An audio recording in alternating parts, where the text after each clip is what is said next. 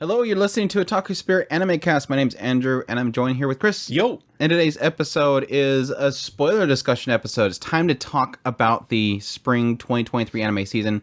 We haven't done this in a while, and I think there's a lot of people that kind of want this. There hasn't been much to do this with lately, and plus, the last, 2 seasons? Yeah, technically last 2 seasons, there wasn't really much that I could talk about with Chris in the room. So yeah, that kind of makes sense, but... Yeah, for a while now, it's just like some people want us to just spoil everything in our reviews, and it's like, well, then there's no point to reviewing it if we're just going to spoil everything, because then we're telling people that already watched it. Anyways, but yeah, I think it'd be fun to kind of make it a regular, to do at least one spoiler discussion before the season ends, just to kind of give people an idea of like what's actually working out, and yes, to technically discuss how the shows are going and everything. So listen at your own discretion. I will be putting timestamps in the description so that you know. Like, if we go, okay, time to talk about Oshinoko, and you're like, I haven't watched that yet, you can just skip over the next show that you actually have watched, so you don't get spoilers. But there's going to be no holding back. We'll give time after we say a name, so we're not going to say, this show name, this happened, oh my gosh, it's a big spoiler, but just so people know. But yeah, we're at otakuspirit.com. That's where you can go for all of our links, social media links, ways to support us. Really do greatly appreciate it, but it supports on Patreon and all the other ways, through memberships on YouTube and all that kind of stuff. It's been really fantastic lately. The support is great, and just hope that it keeps going, because we're slowly getting that goal that we need to get to in order for this to keep going. So, and additionally, I guess this is technically advertisement for them, based on the conversation we had last week. I did finally get everything moved over to Spotify for podcasters. So if you guys don't know, Spotify does have a service for podcasters that you can give them your content, host it with them, and then you can do ad reads and everything like that. So thankfully, here soon, we'll be actually doing ad reads, hopefully, and making some sort of revenue from the podcast, because it's been difficult to figure out exactly how to get ad reads and stuff for the podcast and make money. As much as people don't want to listen to ads, it technically helps us keep things going without, any problems or anything from the viewers, so our listeners. Another revenue.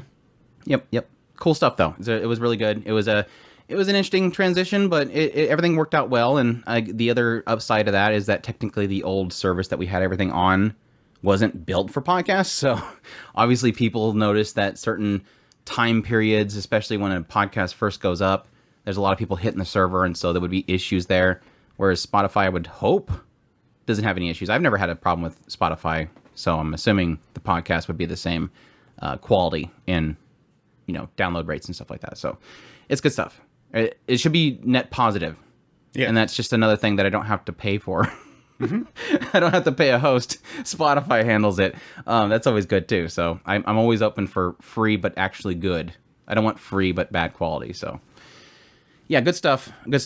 But yeah, I appreciate everybody that supports us, helps us out with everything. It means a lot to me that you guys enjoy this content enough that you guys support it monetarily or just telling other people about us. The shout outs are fantastic and all that kind of stuff. So with that said, like I said, we're going to get into the spring season, because there's quite a few shows that I would love to kind of discuss with Chris. There's a few that Chris is not watching, unfortunately, but I might just talk about how I like it and just spoil it for him, because I don't think he's ever going to watch it. Like Heavenly Delusion. Heavenly Delusion was the first one that popped to my head. Or maybe even Gundam at this point. Shame on you for Geta Sueta. That's the new insult for Chris. Last season was Onimai. I miss my redhead. Last season, was his big thing of shame was Onimai, but he ended up watching it, so that's good. And Magical Revo, which was good. So anyways, let's kick things off with Oshinoko. Chris is like, oh my gosh, start off with a banger. Like, it's technically the first in my document. Yeah, you want to make us lose like half of our audience on the first show. I'm not sure why you're doing this. Nobody's watching Oshinoko, obviously. No, I think it could do better. It's obviously not going to hit shonen levels or anything like that, but it deserves it, because I think it's definitely one of the premier shows of the season, easily fighting with another show this season on my list. It's like a constant back and forth between the two of them, but I would say it's one of my favorites of the season, easily. One of? It is. You're not even gonna put it in a number. You're just gonna say one of. You're gonna take the easy road out. Yeah, I like to cheat that way. So yeah. Yeah. But no, I think the show has been turned out really fantastic. I know that like with the first episode being like, what was it, 3.5 episodes long? Long. It was a movie basically. I think it did really well because it hit the major first arc, got it out of the way, and which I think was technically only volume 1. So they no, I think it was several volumes. I don't remember. But anyways, it covered this first story. It set up the prelude. Yeah. I think there was a bit of fear because I know when I first made my first video on it, it was like, oh my gosh, this is amazing. This is, this could be an anime of the year contender if it does this and continues to do this, hits me emotionally so much. And it wasn't a lot, but there was a few people here and there that was like, oh, well, it goes downhill from here, so don't expect too much. And so I immediately had a fear. No, not necessarily a fear, because I always bounce whenever somebody says something goes downhill from here. Because I've had too many cases where it's either an offset to whether people criticize or there's an aspect of just really, not to be a contrarian, but I sort of do that every now and then. I'm not perfect. But there's an element that I've had so many cases where people say turns out garbage and I like it. And so I didn't really think so much fearful because I think immediately what I gravitated to, and again, we're past spoiler warning here. We're going to get into spoilers. For Oshinoko, the thing that I established with that first episode that I think a lot of people didn't is I heard too many people saying, I is the show. I is the show. Without I, the show is terrible.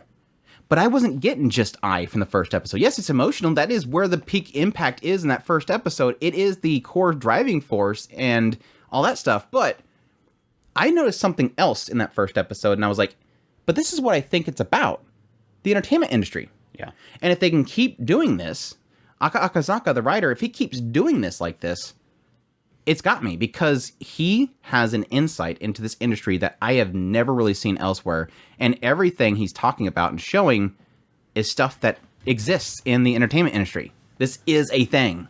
Something that I personally have been kind of looking for, and it kind of goes into what Andrew's talking about, the idea of the underbelly of the idol industry, the underbelly of the entertainment industry, the underbelly, the side that we all are pretty much aware of, but we don't really, it's never really brought to the forefront. And one of the shows that... It's the nasty underbelly. Yeah. One of the shows that I kind of was hoping that would capture that was, I liked the first season, but the second season failed miserably at capturing it. Wake Up Girls? Yeah, Wake Up Girls.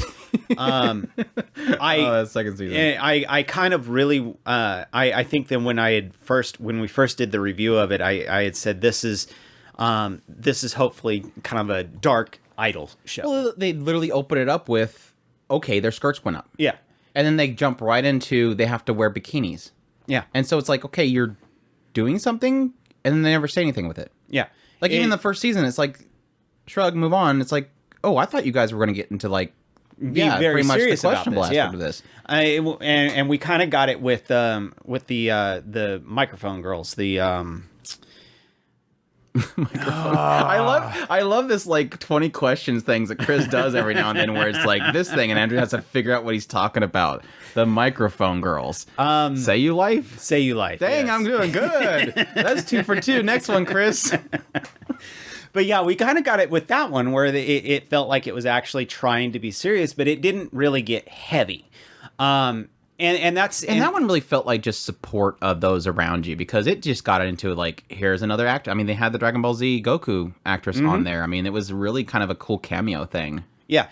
So each one of them have done kind of scratched the surface, but none of them actually have dealt with it. And that's one of the things that I love about it almost feels like they're afraid of criticizing the industry. I mean, even with Wake Up Girls, it was almost like this, okay, we're doing it. And then all of a sudden they're like, yeah, we probably shouldn't do that. I mean, we don't want to literally criticize an entire industry that is be like burning your own bridges. Yeah. I mean, and to give the writer credit for Say You Life, he did actually point at it. This is what happened to me, but didn't actually name names per se. Well, I mean, that's just like, was it Animegataris? Not Animegataris, the other one. Dude, here's your turn. It's your turn. The one where they had it was by the writer of Snafu. And that's the one I was talking about. That's what I was thinking you were talking about. But it had that whole thing where it literally shows the writer in the background and everybody and the director and everybody's like, no, it's going to be great. It's going to be great. And they just kind of shuffle them along, get them out of the room. Yeah, it's kind of the similar thing to that where it's like, this feels kind of nasty. And they sort of get in that with mangaka specifically with this one, with the writer of the manga that Kana was a part of. And it's like this whole aspect of, yeah, this kind of feels bad. This whole situation feels bad, and she's purposely downing her own ability just to sort of not outshine the other actors. And they were hitting on that with Ai. When I went to do acting, she acted too good. She was too cute. And it all comes down to the politics of the industry. We're the one producing this, and these are our girls. You brought in some random girl that's not our girl. We don't want her front and center because she's not going to make us profits in the future. These girls will. They're going to be on our labels. They're going to be on our magazines. We want them to shine in this movie. So cut all the segments with Ai in it. And Kana, they didn't really say it outright, but Kana almost felt like the same situation. Was she experiencing the same thing where she's like, I can't... Well, the way that she was pointing it out, the way that Kana was pointing it out was that she didn't want to overact and make it too contrasting. These guys are models. They're not actors. And if she acts too good, she'll look like she's just ham-fisting it. Like, she's going to look like she's just going to be too much in the face of them who just they have no emotion on their faces. Again, it's kind of that reality of everything. And like I said before, it all seems to hit. And yeah, I didn't want to get into it quite yet because I do want to mention that probably my only beef so far is really Ruby. She's very... Now, granted, she's only been pretty much, quote-unquote, gone for, like, the last 2 episodes. She pops in every now and then talking to Kana about essentially what's happening on the screen with the other characters. But it really does feel like she got put to the wayside, which is fine. I'm assuming that eventually we'll get more into her later on, but I think in the first episodes, besides Ruby was what broke me. Like, that whole aspect of her being essentially sick and dying her entire previous life, and how... I love how she put it, how I put it was like, you always look like you're walking around like you're going to fall. Yeah. And I was like, I started bawling. I'm like, yeah, because she was afraid of falling in her previous, like, her whole life was, if I fall, I'm going to break. And it got me. And just seeing her happy dancing, just like I was just like, oh, this hit so hard.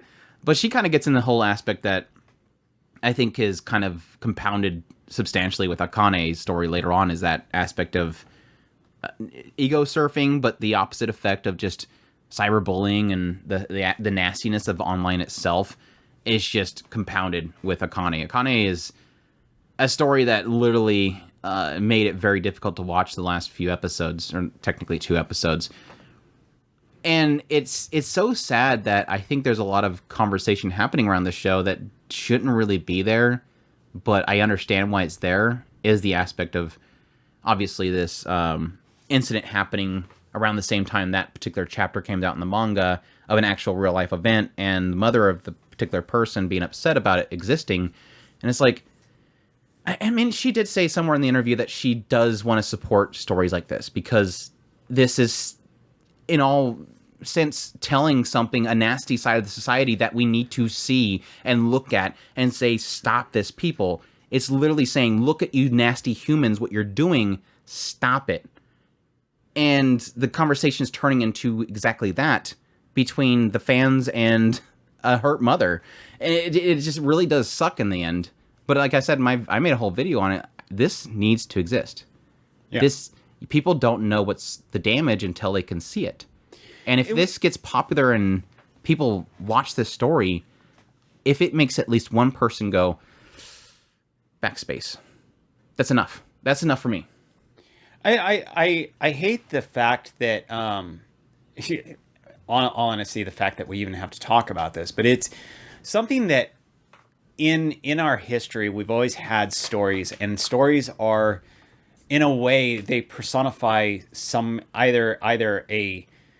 that is fantastic, that is basically your hero stories, but they also have the stories of the tragedies.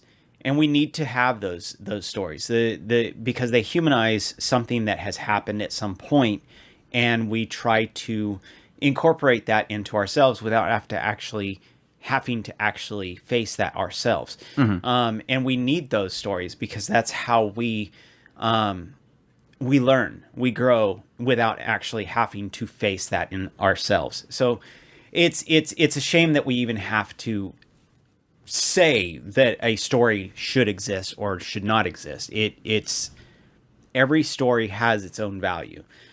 Well, that's what I was saying in my video is like they were mentioning this idea that one of their friends or whatever watched the episode and they were like they were torn, they were just destroyed, and it's like you knew where it was going, just turn it off. Like it's I think there's an element of healing that can sometimes come in relatability to a story that is so heavy. I think there is a scary aspect of those that are kind of at that breaking point and they see something like this and it might hurt them. But there's always this element of like, you just need to turn it off because you can't not have something like this exist just because it might hurt somebody's feelings. The example that I gave that I felt was pretty apt was this idea that we have somebody in our family that had a really bad breakup and then had some other problems come up with them. And they have a huge problem watching any show that has love in it. When there's two people that fall in love, it hurts them. Like to the point where they literally have said, I want to stop. I want to end things. And it's like, it's just because he says that and he has that problem doesn't mean that I'm going to go out and say that all love shows should be removed because it literally makes him want to hurt himself. I say stop watching it. It's that simple. Yeah, it's really drowning it down. I'm not making it simple to brush it off and say that it's not that significant. It's just to say that that's literally what it comes down to. And I've never been the one that doesn't want things to exist just because they're hard to see and that they say something that is uncomfortable. And especially when it's a story that I think is doing it justice. This has done it justice. Because not only did they show the story of Akane, but the after effects, the after story, the next episode I think was just as impactful because it went into pretty much how people supported her, what their fix was for the situation, which wasn't literally just to say you're all wrong. It's literally just show people what they're not seeing because the studio is so freaking nasty. I so badly wanted to. The moment she went in that door and bowed and apologized to everybody, I lost it, dude. I was like, dude, I know why she's doing it, but I'm like, no, Akane, the response is to walk in that door, then go around and strangle everybody to death. That's the better option. Just go around. Because they literally showed her slap her because they wanted ratings. And it's like, you guys are so disgusting. I like how Aqua you don't see much emotion in Aqua, but he was livid about the whole situation. I'm like, yes, finally we get to see something in Aqua where he's mad. And this is what he does when he's mad. He's going to fix the situation. But, what was I going to? I've completely lost my point. But no, I think it like I said, it needs to exist, and I like the whole after story was really just seeing how it kind of is not perfectly recovered. There's still issues there, and I do like that they somehow circle the story into what was the original thing that Aqua said about the reality show. It's technically reality, they just overdo it, and they like the whole example they gave was. Yuki Sumi, where she was talking about how she's going to quit this whole thing and that she's getting bullied at school. And then they're like, do you really mean that? She's like, no, I don't mean that. I'm just exaggerating. I get a little tease, but I'm exaggerating it. And his whole point was that, yes, it's reality, but that's kind of dangerous because you sort of need to create a fake self so that if it gets criticized, you don't take it personally. And since Akane is such a tender person that would take any criticisms way too hard, having a persona is exactly how she's going to protect herself, and obviously the persona is your mom. Your mom. Only one of my favorite scenes in the entire show. I thought it was creepy because like she like looks down and then all of a sudden like she cuts her eyeballs and then she looks up and it's like, dude, chick just razor blade her eyeballs.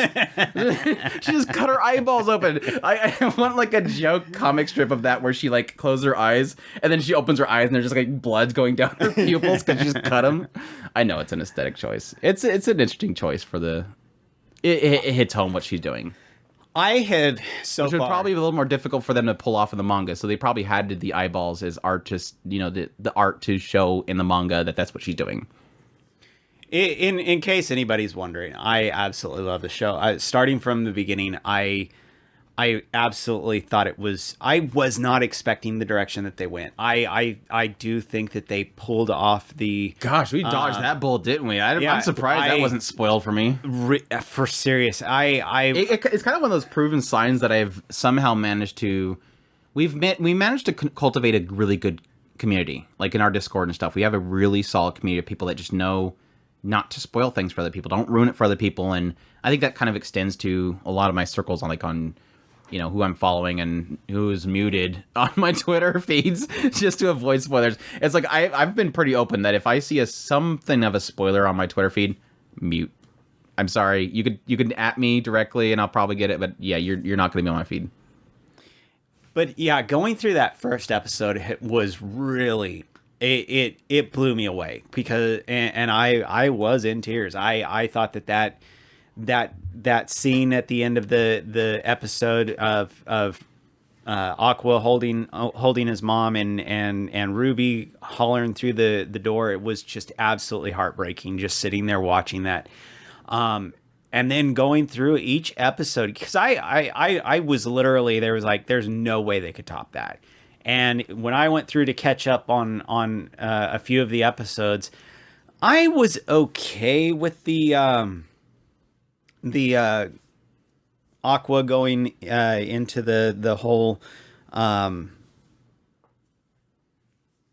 acting thing with Akane. I thought it did really good as far as setting her up for her to join into the group, the Bikomachi group. No, Kane. Kana, I'm sorry. Kana's best girl. Like, oh my gosh. She is absolutely fantastic. They done so good with her character. I adore her. I still have no clue how they're going to pull off getting the virtual idol girl into their group, but we'll see what happens with all that. Oh, Mimcho joins them? I wasn't aware of that. No, it's just in the freaking. You don't think it'll be Akane? I thought so too. I was like, okay, is she gonna end up being in it? No, I keep watching that clip in that daggum.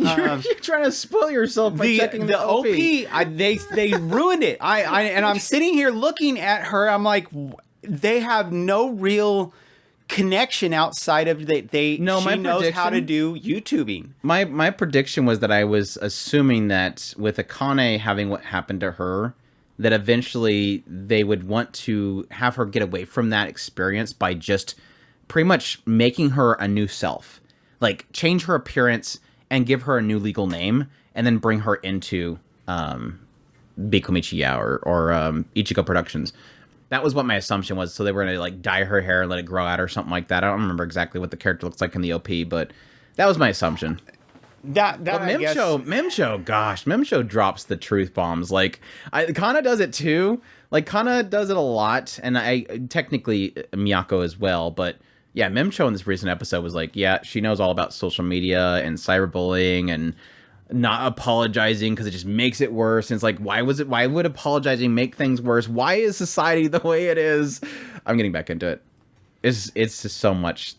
I talked it to death on the YouTube channel because there's just so much to talk about there. To have so much to discuss in such a little time is incredible. I forgot to mention it earlier, but I love the fact that, like, following the whole incident with Akane, they keep hitting on it more on the idea of, like, they had a statistic which was like 50 or more people have been on reality TV shows, dealt with trauma of some sort or bullying, and then ended up, ending their own selves. And her whole point was, and I was like, yeah, I'm glad they brought that up, is for that 50 times it by 10, and that's how many people thought about it. But thankfully, something happened that stopped them. I'm like, that's so true. Like, it is so true and sad, but it's a statistic that you'll never see because thankfully they found help, or thankfully they changed their mind.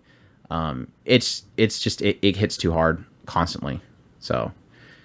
Yeah, and getting into Akane's story or getting into the reality show, I thought that was absolutely well done. I think that they projected a little bit too heavy because it became very obvious the direction that they were going very quickly. And I was actually kind of disappointed with that. To the point where I actually, at one point, I was like, I was telling Andrew, I was like, man, this is just so obvious. And at some point, it felt like, okay, maybe they're not going to do this. And then they ended up going down that road really heavy. And I was like, no. And all the way up until the bridge scene, and I thought they were actually going to go through with it, and I was actually... No, Chris, they didn't go with it, because why? Because Ruby's a hero. That just ruined it so bad. The superhero shows up. They should have just faded to black and just scroll the cast. Why did you have to have the song? Like every other ending always works out. Like her opening her eyes and that works for the song because like holy crap, da da da da da. It was kind of cheesy the moment that he said that he knew somebody that could join Ichigo Productions, and it shows Kana's face and it is da da da da. But not that scene. That scene didn't need to have the ED. It didn't need to have the ED. Going into the aftermath, I thought was really impressively done. I him give it a lot confronting of the director was like, yeah, oh gosh, how do you not punch this guy, Aqua? He's like, give it. She's a child. Yeah. Why would you not want to protect a child? You did the opposite.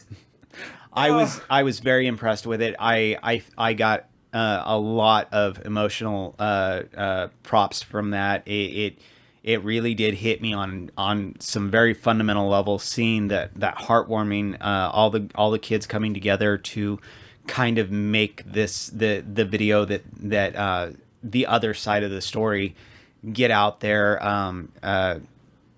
Meme-chan or whatever her name is, her getting in there and using her knowledge of YouTube to get people to get more traction to it was absolutely fantastic. She's like, put it on my YouTube channel. It's so much better. Yeah, you want the clicks. You want the clicks. There's still a selfish side to everybody, and I like that they're willing to say that. Like, Yuki Sumi is like the biggest question mark character in the idea that she at first kind of shows this fake side, and then she reveals this true self to Aqua, and then it cuts forward to her literally going, okay, I'm going to take center stage. And even to the point where at some point telling Akane, I know you want to take center stage, but I'm not going to let you have it. And it's like, okay. And then after the whole incident happens, she hugs Akane. And that's what I'm glad they end up having that clip in there. They specifically chose not to show that they made up afterwards because they wanted the drama to be built up. And they would not, and Aqua would not be able to make that video to show everybody the real side without that clip, because it shows that this isn't just what happened before. Like all the clips that they show on that video isn't just what happened before. This is what happened. And they made up. They're friends. And it's needed. And that kind of makes everything sort of work out in the end. But Sumi at some point willingly points out that she made sure she was on camera. Yeah. And it was like, girl, I know it's like, it's probably a subconscious thing, but it's still like, I don't know about this girl. I don't know if I trust her. I do like the fact that they do point out the contrast between the two. The hardworking theater actress versus the... well, that plays into how the one who's more aware of cameras and where they are and how she's always looking. And she plays the audience, whereas Akane plays the character. Yeah. And I do love the fact that they point out the contrast between the two, and not necessarily that she's not that Sumi's not taking it serious, but that she takes it serious in a different way than Akane does. I love Akane, that. Well, it was interesting because like the entire reality show, what do you see of Akane? She's writing down notes. Yeah, like she's trying to figure out what she's supposed to do. Because that's what she does. She finds a character and she becomes it. That's why they were afraid of her, because she's this great performer on stage, because she nails being the character. Yeah. Because she can research what the character is and then do it. In the reality TV show, you're supposed to over-exaggerate yourself. And she doesn't have a self. And I think that's going to be probably her ultimate character, is that she excels at being somebody else. Yeah. And she's going to excel at being I. And that's one of the things that I absolutely loved when we finally got through that entire part, and she was doing I even texted a picture, a screenshot of that Akane. Hey, totally spoiled it to me.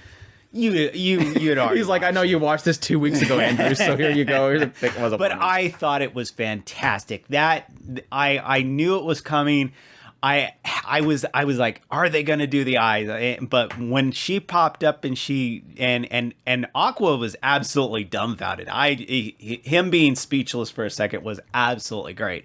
And I texted Andrew the picture and I said, this was fantastic. It absolutely hit, and I loved it. That's the interesting thing, because I think it's going to bother him. Like, what do you think? What do you think is going to happen? I think it's going to make him uncomfortable. Oh, absolutely. And I think there's two sides I see it going. One is the idea that he keeps slipping up and being attracted to her because she acts so much like I, and he sees I in her, and she's going to do it so well that he's going to be convinced of it.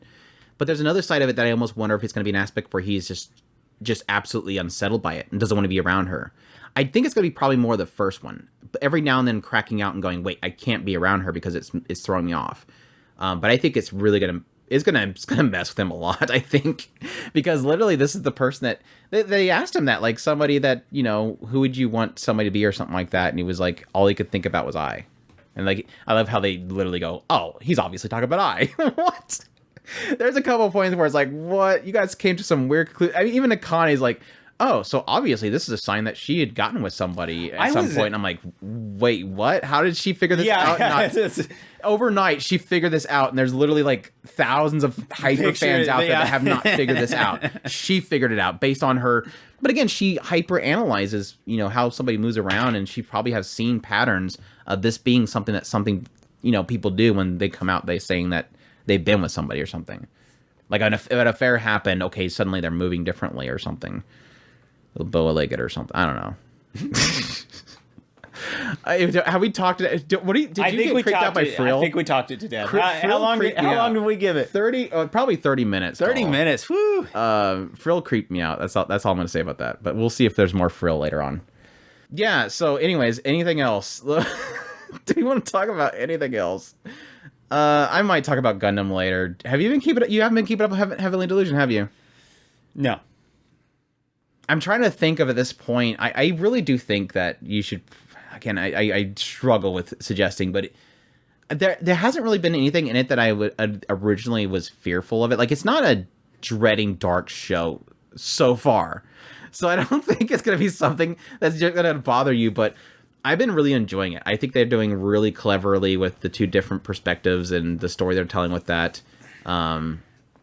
Yeah, I would probably say you should probably, if you get time, I think it's a good watch. Hopefully you won't be disappointed like you were with Summertime Render. Of course, at least I got a couple of cute girls out of some. Well, see, the reason you need to watch this show is because Cuckoo here looks just like Froppy. Have you seen it? Froppy. Have you seen Froppy character? She literally climbs. And she climbs. I know. I seen that. She's clip. A frog. She's literally Froppy. She jumps around onto trees and stuff like that. Super good. Did you watch Hell's Paradise? No. Don't watch God, it. no. You didn't watch Home Hero too either. No. I will say, for those, to give people an update on Home Hero, because I know that I was pretty negative on it on the first impressions. I literally even said, I think at that point, I'm just going to stop watching and just read the source material later. Because I felt like deep down there was a good story here. It wasn't being adapted right. I will say, I would almost suggest reading the first few chapters of Home Hero and then jumping into the anime, because I think after the first few episodes, it got better. The pacing got better. The writing is super good. I think overall the writing for the series is really good. It's just how they're adapting it, and there's still struggle points. Suddenly out of nowhere, this guy he's just about to get taken out by the rest of this group. And so he literally just throws him off and kicks the guy and then runs down this hallway, and it's literally done in 3 frames with all these little action swiggles and light flashes and stuff. It's you guys can't even animate this, can you? Tezuka Productions, I don't think you're that bad, are you? But it's good. The main core thing is the mom. I literally was telling Chris earlier, I was like, I've been telling people this for a while now. I think next time I make a top moms list, the mom's got to go in there. She's a mama bear.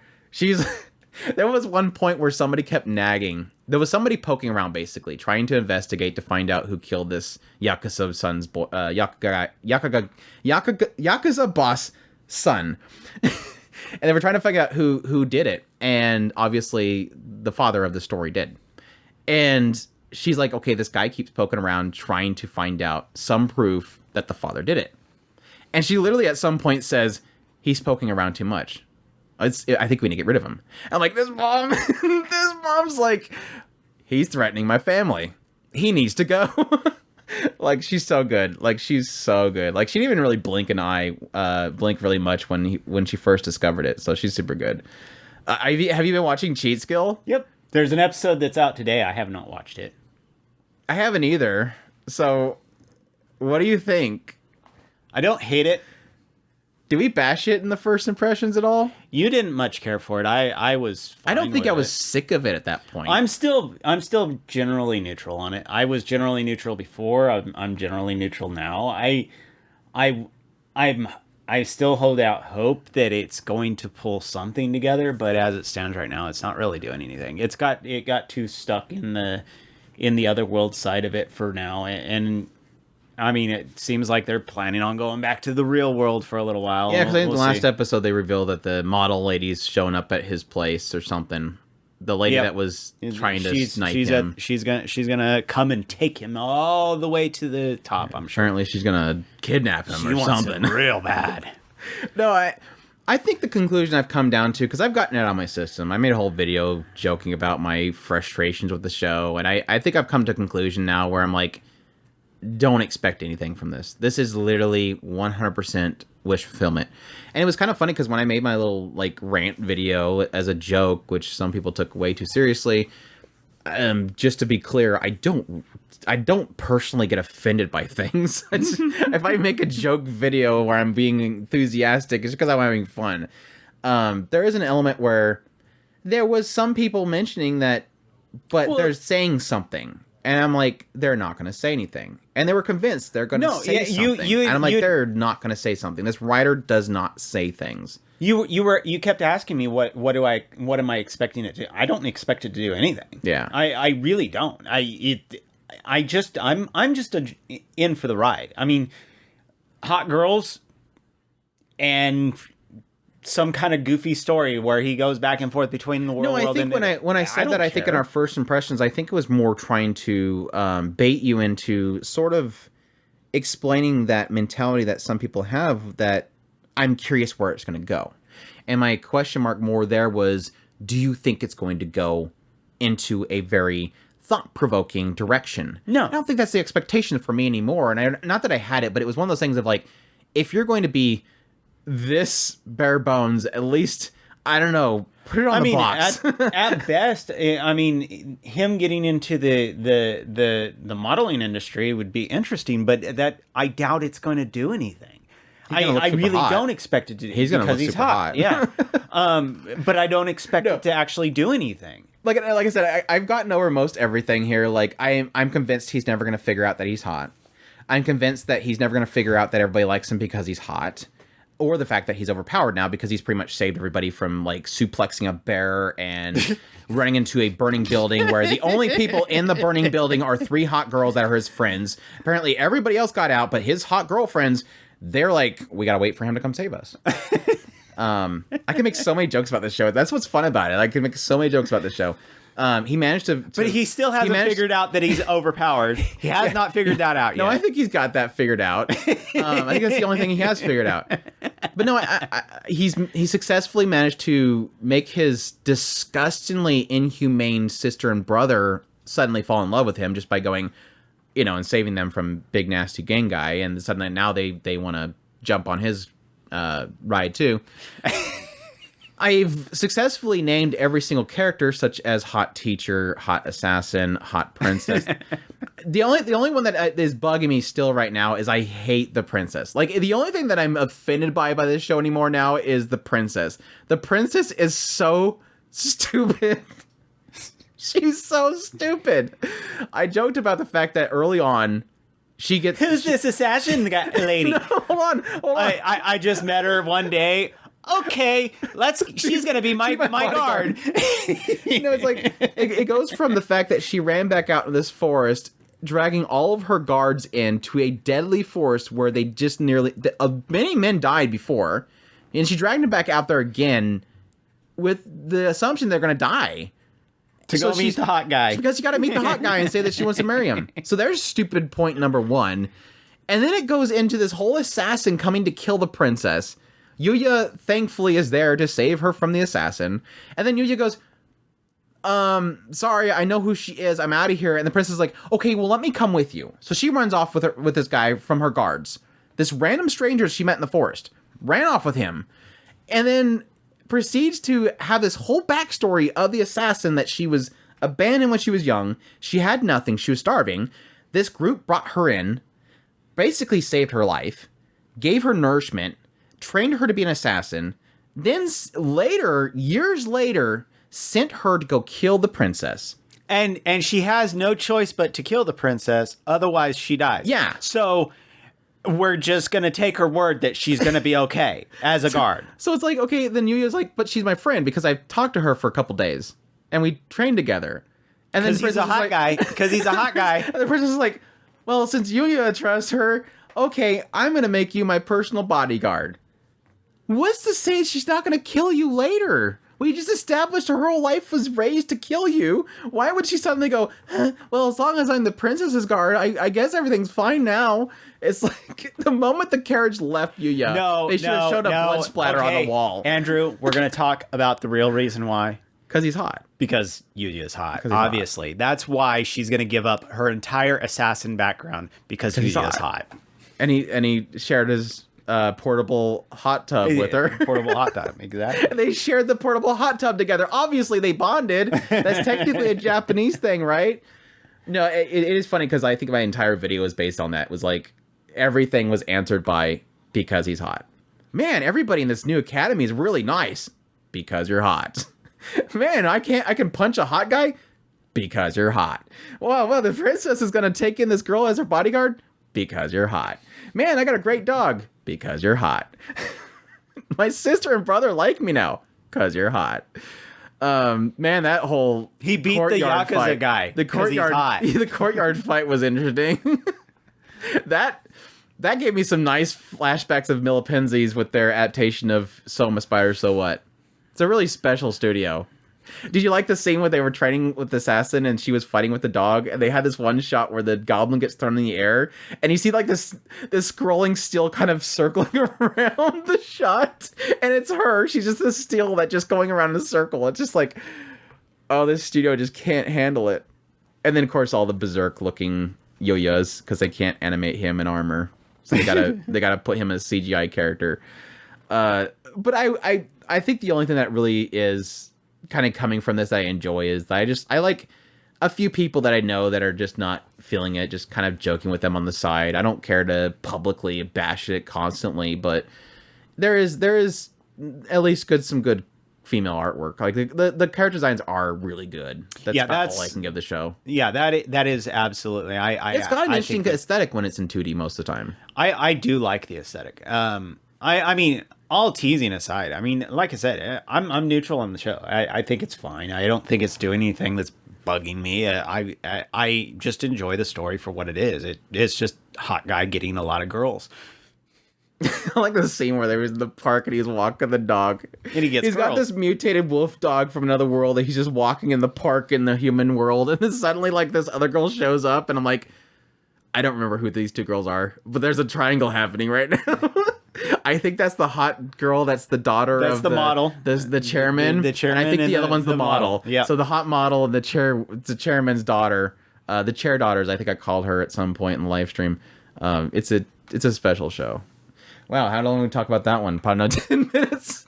Let's talk for another 20 minutes about cheat skill, Chris. It's a great show. Have you been watching Dr. Stone? Yeah. Yeah? How you liking the new twist? I want to be truthful here. I've never really understood why I love the show so much. It just works for me.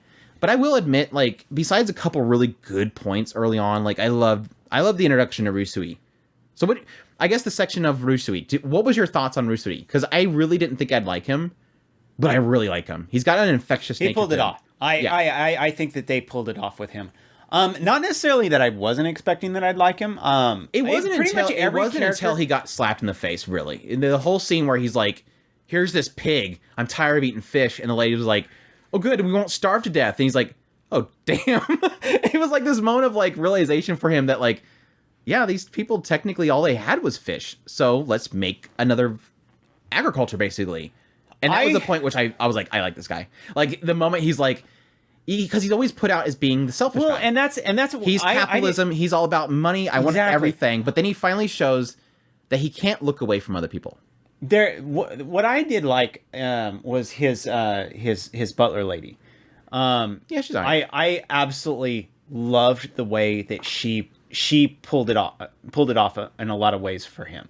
This idea of they're going, she's well, saying what he's really thinking. Yeah. She knows what his true nature. And I think that pulled it off more than anything. Him and himself, I just liked him because I like his arrogant nature.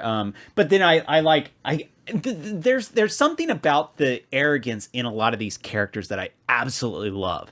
Is this arrogance of, yeah, I'm arrogant, but I can back it up.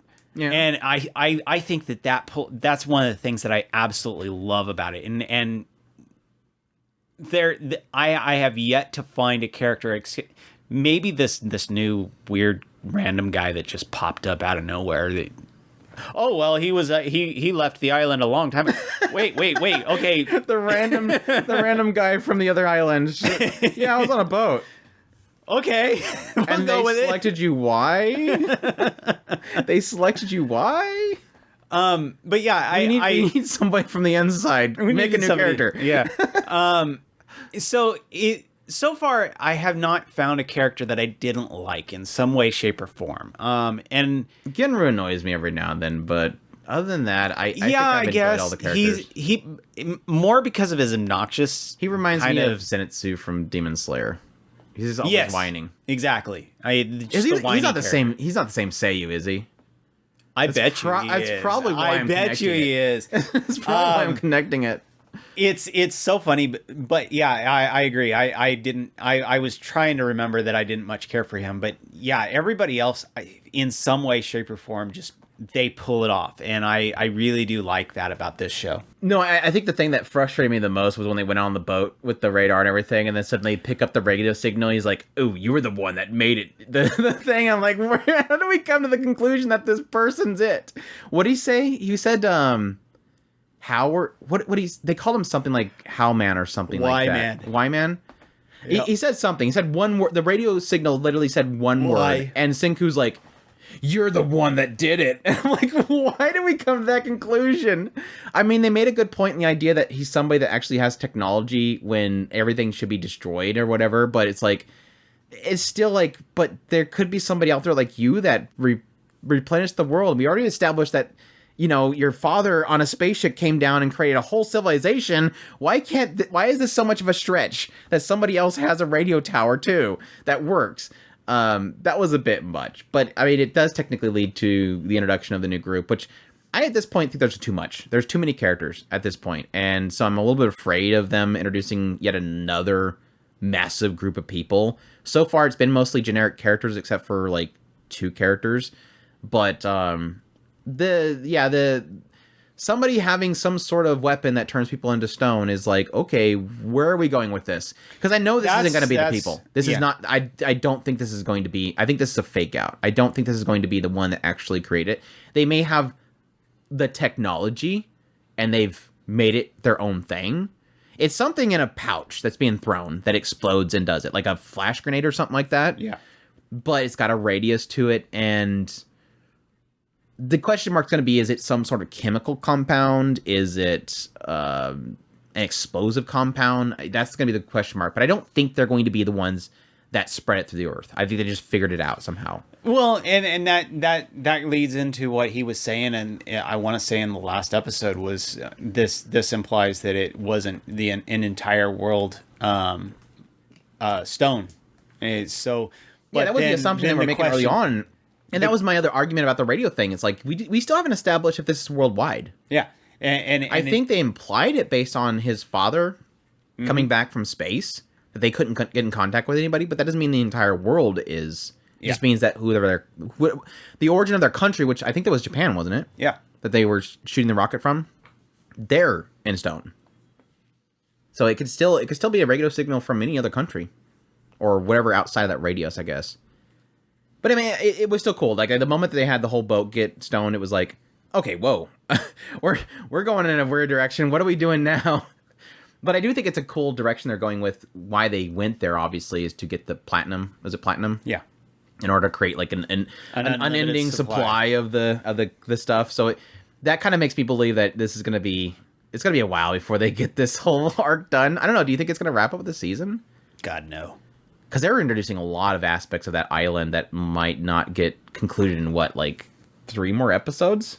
But no, I think they have like 3 more episodes, and I don't know that they're going to be able to really conclude this. I mean, unless it's like it's just a jump to the big bad guy and immediately discover what the device they're using, backstory about how they came to the conclusion of how to make this device that turns people into stone, and then here's the capsule, move on. I don't see them really wrapping that up, and especially with how many characters they were showing in the OP too.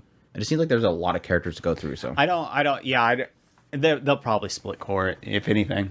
I don't see them getting through anything of the next few parts. Anyways, what other ones? Did you ever want to talk about Legendary Heroes Dead? Not really. It's not doing anything that's.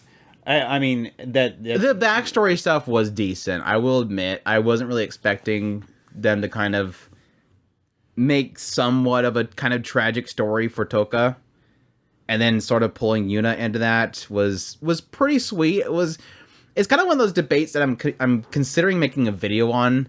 Is this idea that can stupid shows like this say something impactful? It's this idea that you watch a show where it's just nothing but dumb humor.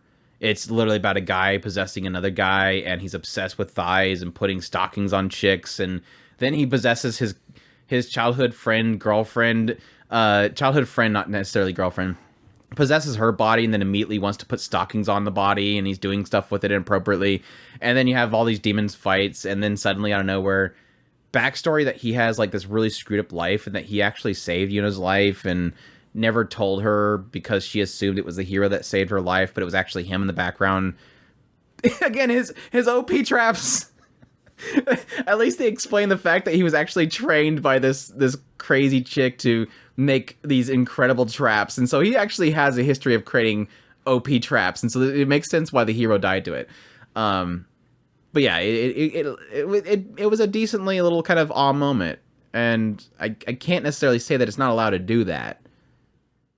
Yeah, I don't. This show is one of the few that I'm warm on. I do enjoy warmness. I do enjoy this show week to week. It's not doing anything that's so super significant enough that I go, man, I really got have to watch this week to week. No, I just generally enjoy this show. It is a lot of fun. It's a goofy, like Andrew was saying, it's got a lot of the silly ecchi humor. It's got a lot of the silly. They didn't follow through with it though. That's the only problem. Yeah, they keep teasing me. They didn't follow through with it. The mana transfer, they did not follow through with it. I am protesting. 0 out of 10. They did not follow through with it. But I get a lot of good shots of Yuna. Yeah, she is. Yeah. I finally got my Lucy stuff. Yeah. You mean Lucy? I'm like, after 7 seasons of teasing from Lucy, I actually got it in Yuna. Yeah, it's like, hey, do you like Fairy Tale? Do you really like Lucy? Go watch this show. She's in it. She's co-starring in it. One Hit Kill Sister, you've been liking that one? I love it. I like Kilmaria. I think Kilmaria is great. I think the only thing I'm enjoying about the show right now is Kilmaria. She's like my only favorite part of the show. Just the kya are great. The recent episode was super cute too, because it kind of had that whole moment of her coming in there again and rescuing him again. But it was kind of one of those little sweet moments of her, I guess, being appreciated, and she likes it.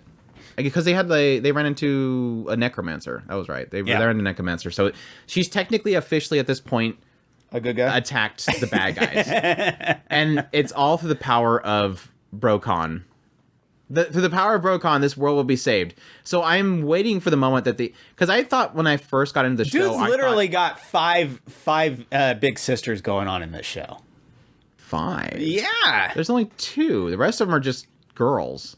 Well, one is a big sister. The priest girl is technically a big sister. just an aloof big sister that she's just obsessed with him. She's obsessed with him. She's just obsessed with him. She's not a big sister. See, Chris, you don't understand. Big sisters have to have certain criterias. Andrew is a connoisseur of big sisters. Oh, okay, I got you. Where I like the emotes. I am of the cult of Congo Des. So I have full Congo Des. Right, heard. I have full knowledge of what needs to be done. But no, when I first started watching the show, my assumption was that Kimario was going to be the actual Demon Lord. And so I was kind of a little surprised to find out that she's not. She's like one of the generals. And so my question mark is, they haven't shown the actual Demon Lord yet, have they? No. I don't think they've shown a silhouette. I think they've shown silhouettes of some of the members or something like that. But anyways, I'm just waiting for the moment that the Demon Lord is going to be a big sister. And then he's going to win her over, obviously. Oh, he's going to win her over. No, I don't have her on here, but I like the hero. Big sister. I like the actual hero. I'm kind of a fan of her too. I wasn't really expecting to actually like her. Yeah, technically, there's another big sister. She's there not too. a big sister. She's thirsty as hell for him. Well, that's not to say that doesn't make it not a big sister. Just wait, and then the maid will become a big sister as well. But no, I like her. The whole Gloria is great. I love Gloria. The arena scene I think was one of my favorite parts, where they're literally both trying to figure out if they want to step in or not. Kilmario's like just about to, and then he somehow figures out how to resolve it himself just by blinding her. But it was good. I like that whole segment. It's a lot more enjoyable than I thought it was going to be. This is going to be another one of those ones where I don't think I'm going to like super sell people on it, but it's been enjoyable. And the ED's so good. What did you mean by they explain the ED? Did I miss something? The dance. They finally showed the dance. It was the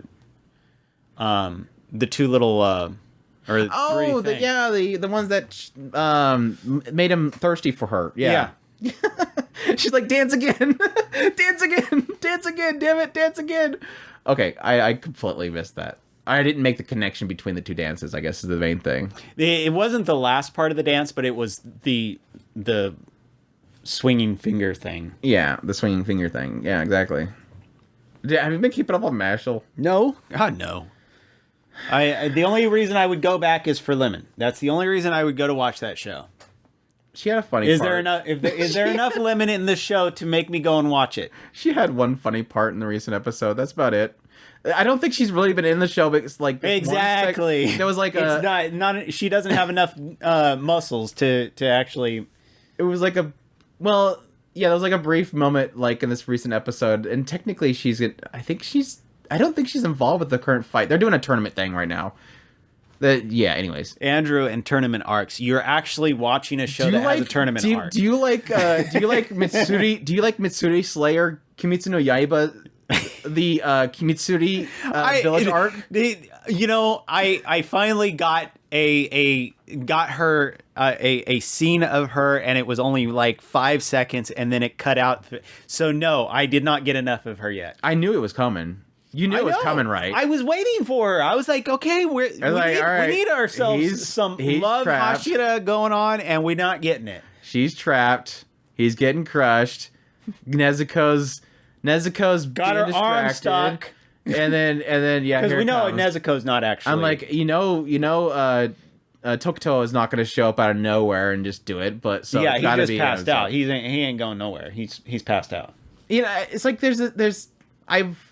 I have an argument that I praised Demon Slayer early on, that it was like this new age of shonen epics where they don't drag things out. It keeps going. Yes, there's training montages and stuff, but it progressed really quickly, and it was kind of in the same time period as My Hero Academia, and I felt like this was like this new age of shonen epics where they don't have drawn out fights and filler, and really good animation is added to it. But this season, I really feel like it's kind of taken a step back. There's been like a few episodes of this season that I'm like, holy crap, just move on. Like, I was joking with Chris the other day. It was like, I pointed out to him, and he apparently noticed it because I pointed it out. They had this whole sequence where Tanjiro's like, don't worry, Nezuko, and whoever the other guy's name is, he's down on my sheet here somewhere. Genya. Yeah, Genya, Nezuko, I'm coming. Don't worry, I'm coming. And like, I had this like mental image of Kung Pao where the chosen one, I'm coming. Chosen one, I'm coming. And he keeps running in the field, and he keeps backing up, and it keeps resetting. And I had that feeling with Tanjiro. I was like, it cuts away, some cool fight with Nezuko and Genya and this dude, and it cuts back to Tanjiro, and he's like, I'm coming. It's like, stop it. Why are we keep showing him yelling that he's coming there? But I mean, it's, besides the CGI fish, it's been good. Muchiro's whole backstory was kind of shrug at the earlier moments of it. It felt very kind of, yeah, this is typical siblings that see the world differently, and the one decides to go on because of revenge. So another revenge backstory. Interesting. But I think his whole fight ended well. I'm glad we didn't get another Mugen Train ending, because that's kind of I think the Mugen Train sort of embedded a thought process into, I think, myself and a lot of people's minds of, okay, is this going to be like every arc is introduce Hashira and Hashira dies? And I think technically Tengen ruined that. But he still left. Didn't he say that he was going to retire? I think he said he was going to retire with his wives or something like that.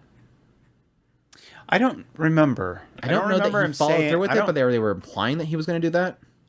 Because it was kind of it was one of those flag things, like, oh, he wants to retire, he's dead. It was like, well, he's going to be dead. But then Nezuko goes over and burns his blood and gets all the poison out of it, because that's what you do. You burn blood, and it gets rid of poison. You set him on fire. I don't remember him saying that he was going to retire, but or the girls wanted him to. I think the girls wanted him to.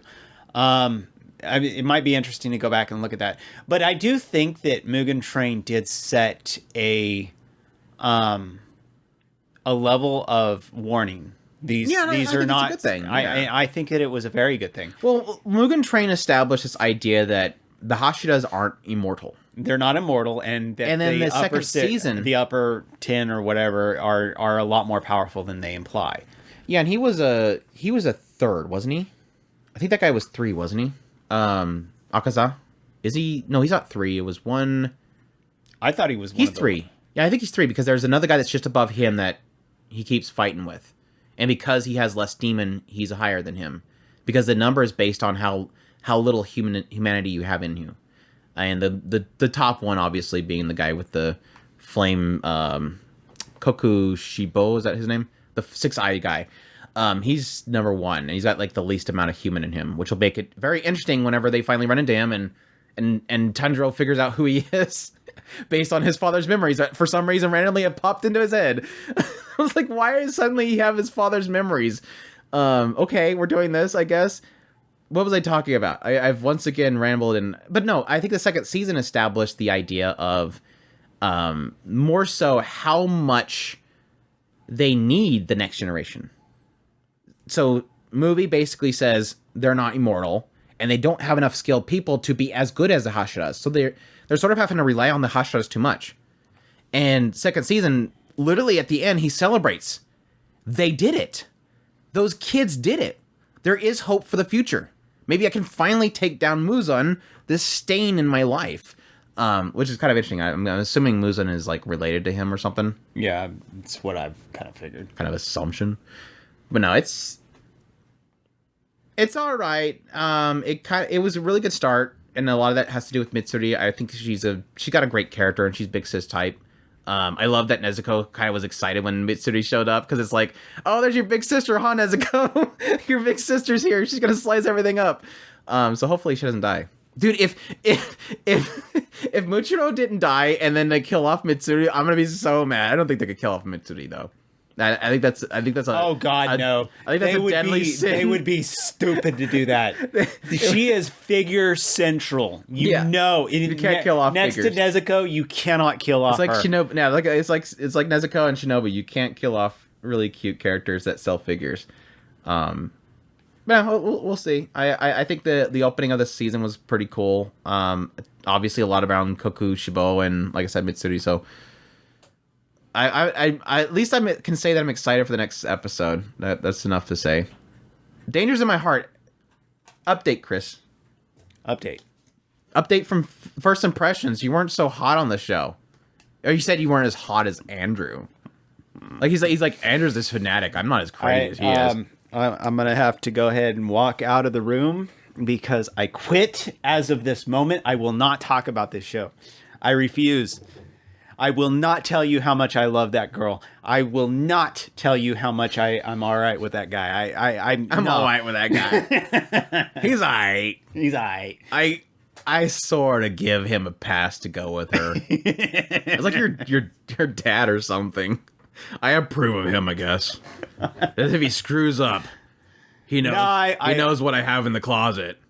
Truth be told, I do really love this show. I really fell in love with these two characters. There's something about her, Yamada's kind of just. She's so infectious. I just love how just quirky and just. We were talking about the ED during the during the music episode, and I was talking about how the pictures were of her and her kind of her modeling side, and then how her friends see her is the way you put it. I said it was the way he sees her. And I think that is very apt. I love the fact that she is so different around him than she is around everybody else. And the more and more the episodes go, the more and more you see how much she hides herself from everybody else versus how much she reveals to him. Especially she literally doesn't eat snacks in front of her boyfriend. No, I think like the last two episodes have been really good because it's kind of highlighting this.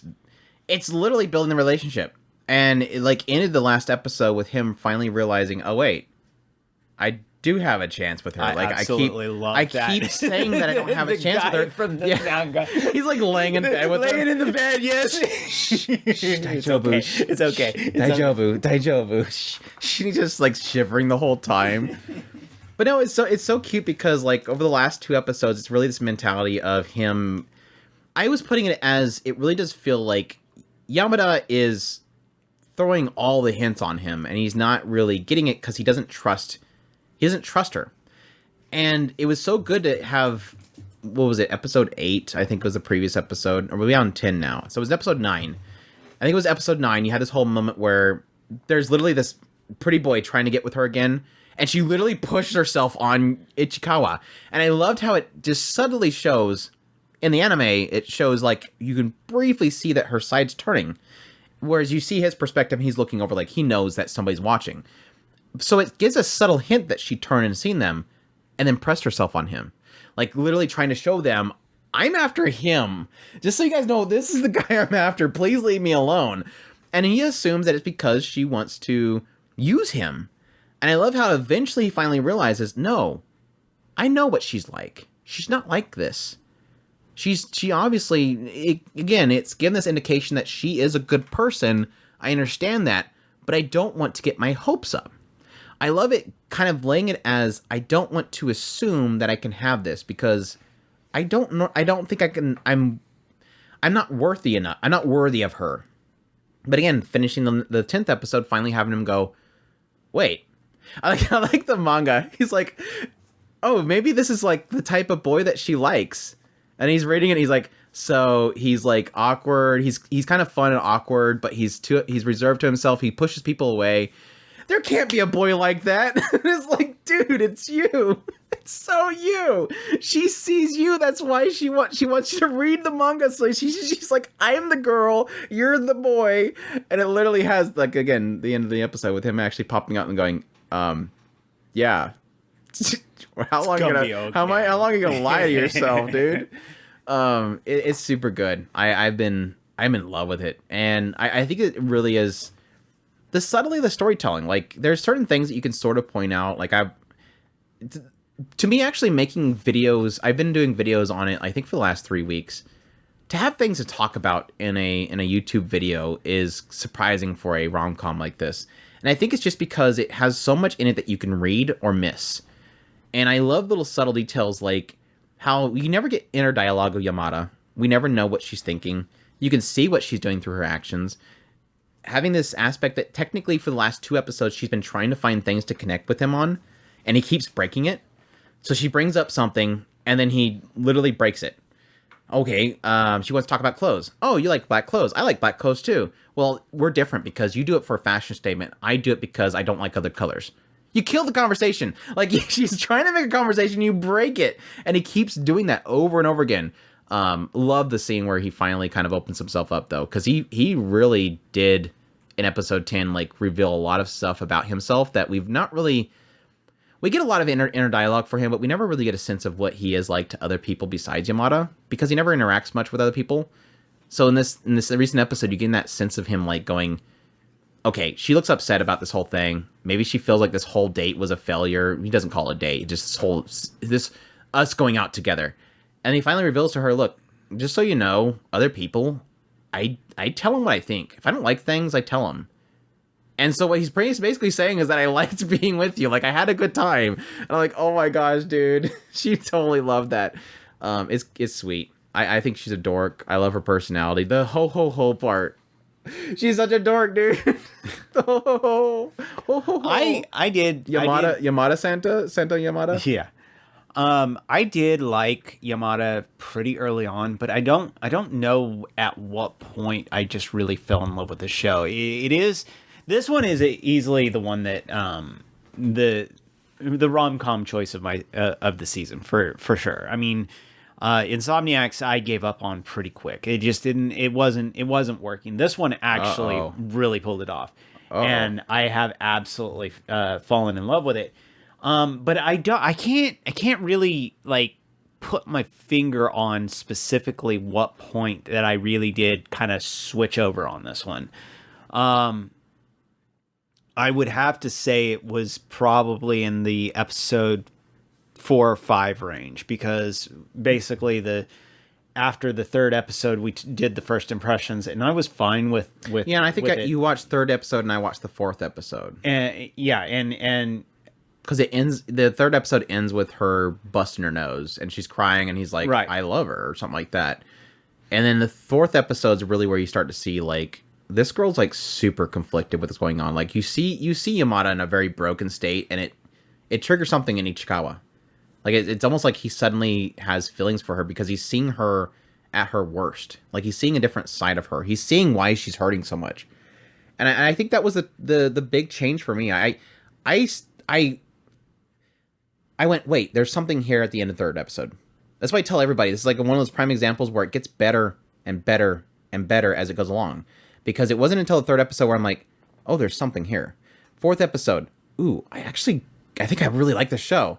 And then it keeps getting better after that point. Well, one of the things that I do... Because they're doing a good progression of the relationship. It's not light switch. At the same time, you're seeing them grow over time. Exactly. And that's what I was getting ready to say. One of the things that I do truly love about this is Ichikawa, his growth. Mm-hmm. Ichikawa... And he almost falls. He almost falls, but they fix it. I love that. He's not a sociopath. The way that they try to open it up as is he's a sociopath. No, he's not. He's just a kid who's obsessed with murder stuff. And he thinks he wants to be a sociopath, but he's not. And that's one of the things that I was kind of like, I don't really like Ichikawa, because I didn't think he was well written per se. Because if they were trying to imply that he was this, he's not, because he has this, i.e. emotions. If he has emotions, he's not a sociopath, period. And so I do like the fact that he was effectively a chuny that started to grow up. And that's one of the things that I do kind of like about this, is the fact that I didn't much care for him, and now I'm kind of all right with him because of the fact that he has grown, he has changed, he is shifting his mindset. Yamada just is absolutely full bore, just adored. So yeah, I really love, and we got full on lewd hand holding in the last episode. That's just crazy. He's like, I missed my chance to stop holding her hand. We're now in public, and it's just indecent exposure to everybody. Yeah, pretty much. But no, I love that this show doesn't dwell on things, and like it's so odd to have a show where it feels like there's a lack of communication, but there's so much like as I mentioned before, there's so much in body language. The scene that I always mention is the idea that when she first brings him the manga, she was waiting for him at the front of the school, and then she hands it over to him, and then they start walking together, and he's like, "Wait, weren't you waiting for somebody?" Because he's like, "There's no way she's waiting for me," and she's too afraid to say, "No, I was waiting for you." So she embarrassedly goes, "Oh yeah," and she turns around and walks away. It's like I love the body language because you can see that hesitation in her. It's like they're doing so good with that. But no, it's twofold. Like I said, Yamada is a dork, but you do see that she appreciates that he has stepped out for her, but that she feels really comfortable with him. That's why she likes him. She's comfortable with him. She likes his personality. Yeah. On the opposite end, it's really him being insecure about somebody even wanting to be around him or even caring about him. And I love that even when they do have that moment where he finally goes, "She's using me," and she walks away from him, she literally goes to him and stops him and says, "I'm sorry, whatever I did, I'm sorry." And he's like, "Wait, I realize that she's not like that." And then he goes, "Okay, it's all right. I didn't mean anything by it." And he had that little hug moment, and she's like, "Oh, I'm sorry, you don't like being hugged." He's like, "No, it's okay." It's like, dude, I love this show. Like, not just hand holding, hugging.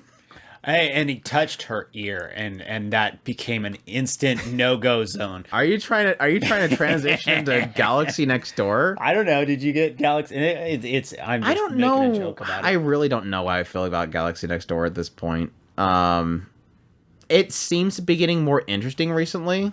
Shoot, it's somewhere way down here. I don't know. It's somewhere in the list. Galaxy Next Door. I don't know how I feel about it. I think it's sweet. It is. But at the same time, it's one of those shows where I don't really feel like it's going anywhere. It's not. That's my only struggle. I think because it progressed so fast. The next episode's obviously going to get into her family. It'll be interesting to see if they're going to do anything with it. But the problem is I don't see it going anywhere. There's no way. It's going to be mom wants to bring her back. He's going to Ichiro's going to have to prove himself to the mom. At the same time, it's the dad, right? The one that's hurt. He's probably going to he's probably going to be like supportive of the whole situation. I don't think she wanted dad to go, but he's like, "No, I'm going too." And I'm like, "Yeah, the dad's gonna mull everything over." I do like the fact that he literally just grabs the phone from him and is like, "I'm her boyfriend," and she's hung up on the phone. Yeah, I'm like, yeah, that startled her. And then she goes to like the council meeting. She's like, "There's some guy with her that has tricked her. Obviously." It's like, oh my gosh, you're a mom. You're so a mom. An overly protective mom. I think it'll be interesting if they can find a way to balance all that. The curse thing's the weird thing, though. I think that's the thing that always kind of throws me off. I do like they've actually made a statement about it recently. She's like, "I hate that we can't have arguments." Exactly. There is an element where like early on. Well, and that's obviously what happened with the dad and the mom. Because she's obviously injured. The dad broke his arm because they got an argument about her leaving. Probably. And that's the thing is she's completely closed off as far as emotionally with him, and I thought that was actually really, really fascinating. That they're actually translating that the curse is on them as well. Yeah. Where she flat out will not argue with him. Yeah. And I thought that was really. Well, I mean, really that makes sense to when the dad comes to the door and says, "Well, I'm going too." She didn't say anything. Yeah. You know she doesn't want him to go. Exactly. And that makes perfect sense. I do like that there is seemingly an interesting story under here, and it was something that popped up the moment that they were at that cafe or whatever, and those thug guys showed up, and he knew that they were bad news. And he stopped her, and she pulled him away, and he's freaking nosebleed and everything, and I'm like, this is kind of scary because literally anytime they're not on the same page, he's dying. Why is this a romance show? But at least they're now seemingly trying to make a story out of it, because what it indicates is that whoever you have a pact with, you cannot argue with each other. You always have to be on the same page. And the romantic side of that was, oh, well, they just have to learn to be in love so much that they're always on the same page.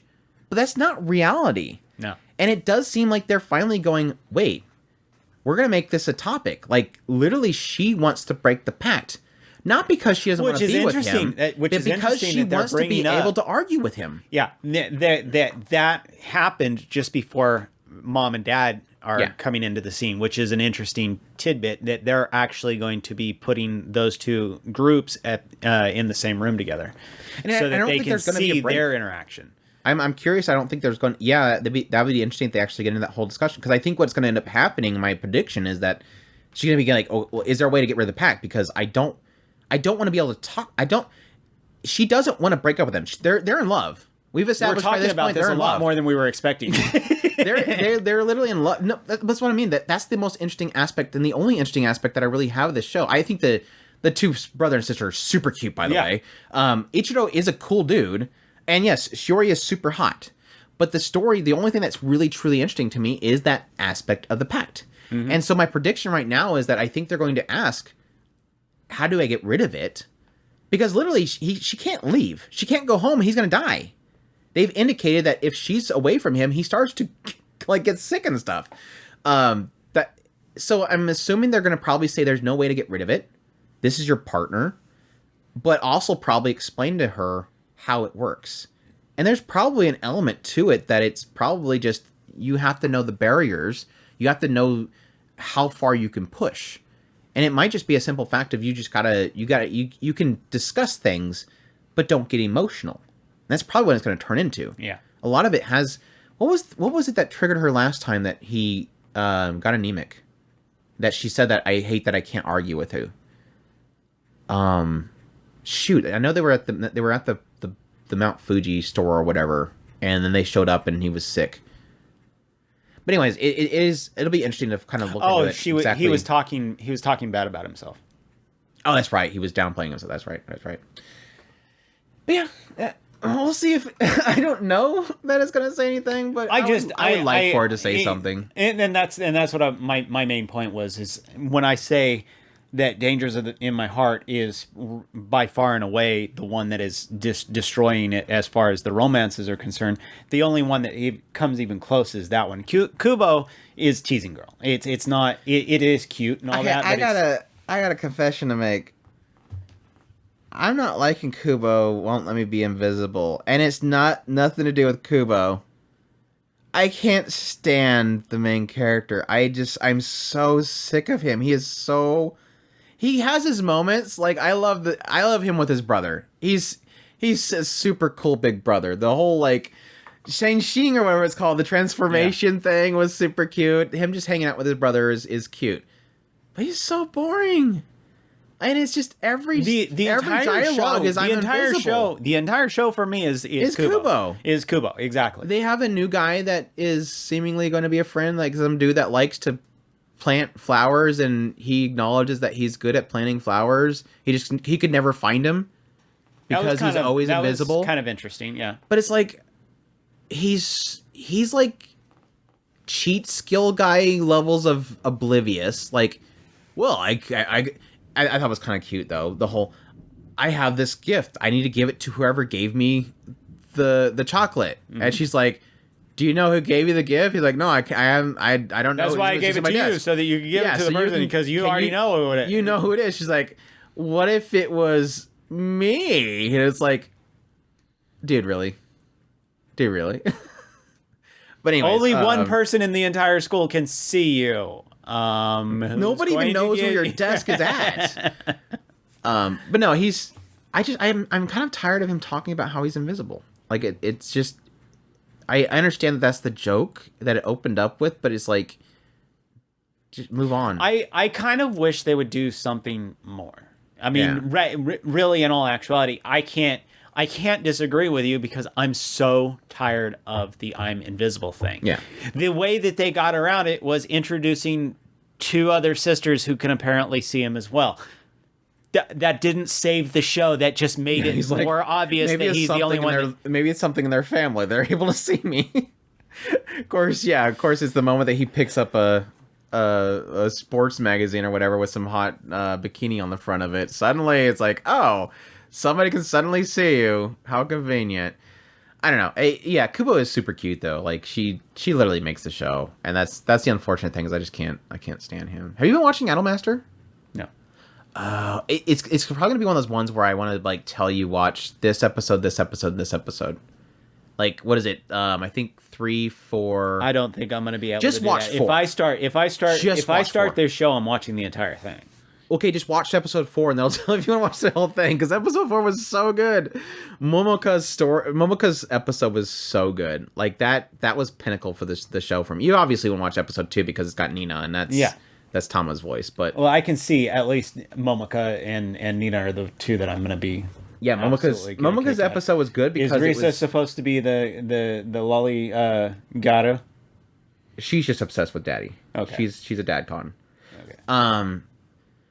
And each episode has something to say about every character, insecurities, what they're dealing with, and how they can overcome them. But I think, like, besides just the bare bone basics aspects of those, I think Momoka's was the one that actually was, okay, this is kind of weird and interesting. I actually like what they're doing here. This is actually getting into what is it like to be normal. They're telling me to be normal, but this is me. Am I not normal? It's getting into that whole conflict, and then it kind of ends with a really incredible moment. I'm loving it still, obviously. It's just that I was hoping for a little bit more from each character. I think Arisu is probably going to be like the main story later on, because we only got one more character to do. I think we just have Koharu left to do, and then it would be Arisu, and I think it's over. So, I don't know. We'll see if it goes anywhere from here, but 3 episodes have been good. Like, Chie's episode was good. Midia's episode it gave me a chuckle, and it actually had something there that was kind of a little bit unsettling, but they didn't dwell in it. And then, yeah, like I said, Momoka's episode was fantastic. So I hope more from the later episodes, and I hope it has a really good ending. Unless they're going to do multiple cores, because we're not. I mean, they've been on stages, but they've been backup dancers. So I don't even know if they're going to actually make a group. we're almost done with the series, and they still haven't even done any training for actual idol performances or anything. I don't think they have outfits yet. I don't want to talk about marginal service. I don't want to talk about Yuri is my job. Unless you have something to say about Yuri is my job. Bothered. I gave up on it so fast. They're going super yandere character with Konoko. Like, it's just full-on Konoko yandere. Would not surprise me. Have you been watching Ranking Kings? I watched one episode. You watched one episode? God, I didn't even get to the healing episode. I know. Stop reminding me. No, like, the bizarre thing with the series, and like I've mentioned, I think in our first impressions, is like, this is going to be one of those series where I tell people just get an episode count list, because we got Bebin's story, so we now know why Bebin did what he did with Kage when they sent off Boji for his adventure. We now know why, technically, Appius actually beat Bebin. You remember when Bebin and Appius went against each other? It was such like a who's gonna win, and it's like it's so interesting that now that I have Bebin's story, I should have known who would win. Like there's so much context to like every character that they're getting into with these not backstories, but they're technically backstories that were ripped from the original first season that gives context to all these characters, and it's kind of frustrating. But then, yeah, again, like I said, a Gouken story, more context to Desha and Despa. It's been super good. Like I'm not mad. I'm just disappointed. I'm not mad that stuff was cut, but I'm just disappointed because, like I said, I think every moment in the original season when I watched it, where I went, but why did that character do this? Like, again, when Kage was sent by Bebin to go with Boji, he was in prison. Kage was in prison, and at some point, Bebin shows up, and then it cuts forward, Boji's being kicked off the cliff, and then Kage shows up and says, Bebin told me to go with you. And it was like, why? Bebin wanted Boji dead. What changed? Literally what they cut tells you what happened. And it's like, oh, this is so kind of frustrating that every frustration I had with the original season, which it's not a big deal, is explained by these stories. Do you think, because obviously I'm kind of just I know that what I have gathered in a lot of this cases is that these are going to give context. Is healing, does her actual liking of Boji, is it revealed ahead of time? No, I think where the anime first season revealed that I think that's where that's at. Everything that for healing is technically learning that Daida was trained by healing, and that gives more context to Daida. And then later on, the other episode with healing is where it's just before she returns to the kingdom and she goes and gets on, which again was another character where, like, who's on? Like, she popped up in the first season. I was like, who is this girl? Why? She just, like, popped up. She's unique. She's obviously knows healing very well. Who is this character? Again, because they cut when she went and got her. You learn that she's this warrior that she's recruiting because she knows that she is an ally of hers. It's bizarre. So, yeah, we got a little bit of after season 1 too in a couple of episodes. So it's given us a little bit of indication of kind of what happened after the dust settled, which is good. So what are you thinking of Rokudo's Bad Girls? I think I've cooled down on the show. It just kind of, I mean, it wasn't that I was like super hot on Rokudo's Bad Girls, I wasn't but really just super hot on it either. I think it's more and more getting to that point where I think it's going to be revealed that Rana is a good girl. It seems like they're pushing on it right now.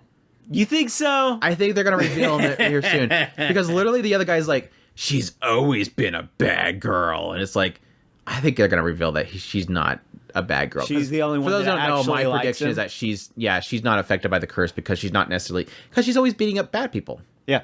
They were all bad. Yes, bad. but they were all bad. Because I mean, even when the first scene they showed, she's walking down the street and there's like a bunch of thugs on these chairs and she beats them up. The main reason why I think that is pretty much the new group that they're introducing right now. Mostly because all the girls ended up falling in love with him, but not the leader of the group, is it? Yeah. Because of the fact that basically she's not a bad girl. She's just so tough that none of the bad girls would go against her. And that would imply that maybe Rana is in the same category, and she thought that she was a bad girl, but she's not actually a bad girl. Yeah, I don't remember if when they first met, it showed his thing glow when they first met, didn't it? I want to say that it did. I want to say so too, but I want to say that's misdirection. I think it was. It's probably somebody nearby that was affected. Maybe whenever they reveal that, it'll just be like, well, there was somebody over here, and they went, oh, love, and it was affecting them. But yeah. But I think that it will be fun to have Rana as actually fell in love with him in general, and not actually because of the curse. Have you been liking Yamada at level 999? Didn't bother. Didn't bother? No. Skip and Loafer you're at least watching, right? Love it. Okay, yeah. I don't know if there's anything that I want to talk about it. I've just been enjoying it. I think they're doing... No, there is one thing that I want to talk about with Skip and Loafer, and this is kind of one of those refreshing things. And this is kind of, in general, this whole season... I don't think this is the season of romance, by the way. Like, I don't think it's really a romance. It is. It is an actual discovery. It's not like heavy romance. No, don't get me wrong. This isn't like every episode. I think Doki. It's a naturally occurring realization that you like to be with somebody, and she's perceiving it currently as love. Whether it turns into that or not, I think she's probably going to keep it simple and not jump into it. And that's what I mean by I don't think this is really necessarily a romance. I mean, yeah, it has romance elements. I think it's more of it is discovery. Yeah, I think it's more along the lines of a kind of a character study between all of these characters, and going through the elements of what makes each one of these characters tick. Because it's more exploring their friendships more than it is actually their romance. They may approach that romance at some point, but that's not really what this story is about. It's more about their friendships. Well, I think it makes sense because seishun or whatever. I think with the case of Iwakura, she's not necessarily going to be pressing on Shima as we need to go out badly, because technically we've already established from the perspective of Ikashira that that's not necessarily what Shima wants. Ikashira is the, I have to get with you. This is my whole existence. I have to get with a hot guy. And that blows up in her face epically, by the way. That blows up in her face. And now she's having to realize that, Shima's not just out to find somebody. That's not what his goal is in life. That's not what he wakes up in the morning is to get with hot girl. And I think that realization kind of sets it up that Iwakura is not going to really be the same mindset there. But it has at least established that she feels at least some sort of partnership with Shima. That's the whole vantage point that we get from her friend back at home, Fumino. Fumino at some point has to point out, okay, I have this boyfriend. Oh, well, what is it like to have a boyfriend? Well, you have this feeling. You're always thinking about them or whatever. And suddenly, Iwakura realizes that and literally runs away in a blush. She realizes at some point, that's the same feeling as I have with Shima. So they're at least acknowledging that she's realizing something that's there, which is, I think, refreshing because the entire show, not that I'm bothered by it, but they've always kind of give this indication that Iwakura is she's oblivious. She's an oblivious girl. She is the country bumpkin that doesn't realize the signs. Even though she keeps seeing the signs, most of the time it seems like she wants to ignore them. Just like with Higashira using her to get with Shima. Once she realized it, she's like, I kind of wish that I didn't know that because I don't want to question her. I just want to have fun. I want to have fun together. She is good at that kind of stuff. But it wasn't until that whole situation with Shima, I forget exactly what happened. There was some sort of conflict that was built between the two of them, and he says something to the effect of, I'm not used to opening up to girls. I'm not used to opening up to other people. So him speaking out in that little brief scene in the classroom upset her because he brought up the idea of how he doesn't like being here. She was criticizing him for his grades or something like that, and he literally fires back at her, and it sort of makes her shut up and walk away.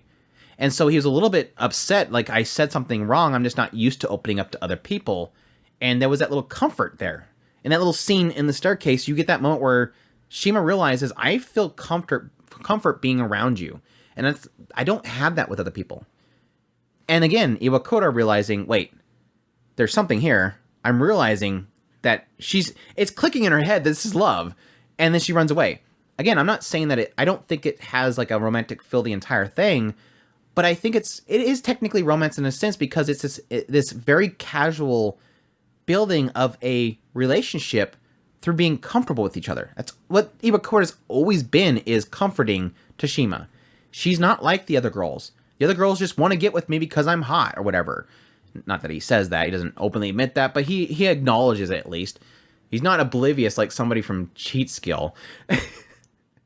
There's a realization happening between the two of them, and I'm really hoping that it builds into something great because I think that they're so perfect for each other, I think is what it kind of comes down to. Yeah, not that like it's trying to be lovey-dovey. It naturally happens, and it works.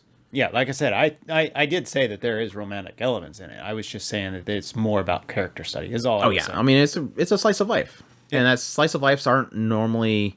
Yes, a lot of them are very romance driven, but I think a lot of slice of life just have slice of life, and romance happens because, hey, romance is a part of life.